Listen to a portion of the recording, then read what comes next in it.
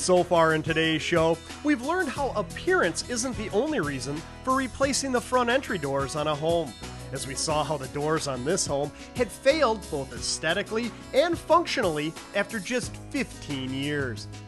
Now let's catch up with Dusty Dvorak from Waudena Millwork to learn how you can get the replacement process started and see what front entry door our homeowners selected.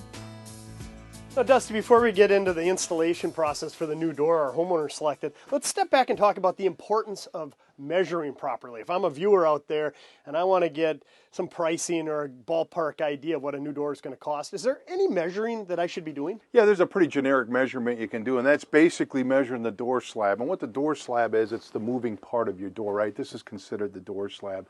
So a simple measurement is just to get the overall width and height of the door slab.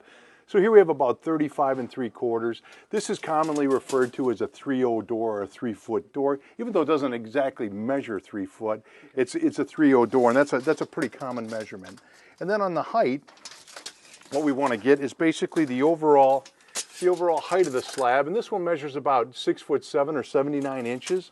This is commonly considered a 6'8" high door, right? So that would give you a common size, and you'd be able to go into your local lumberyard and say, hey, you know, I've got a 3/0 6'8" door and I want it in this style. Then you can get a price. Okay, so when I'm the homeowner measuring, it doesn't have to be exactly 36 inches by 80 inches to be a 3/0 6'8" door, but somewhere close there, I'll understand the terminology. Now, what about, I've heard the term rough opening. Is that something a homeowner needs to be worried about? Well, this is where I get your professional contractor involved, because, you know, in this particular case, we've got a masonry opening.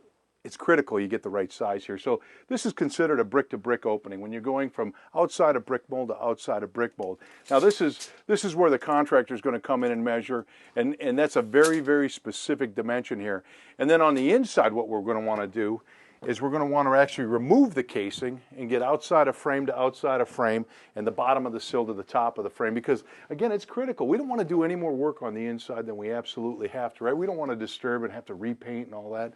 So again, very critical measurements. That's where I get your professional involved and have him measure the door and order the door. Okay, but at the end of the day, for pricing purposes, to give me a ballpark figure of what a new entry door is going to cost, I just simply measure the width and the height of the slab, which is the moving part of the door.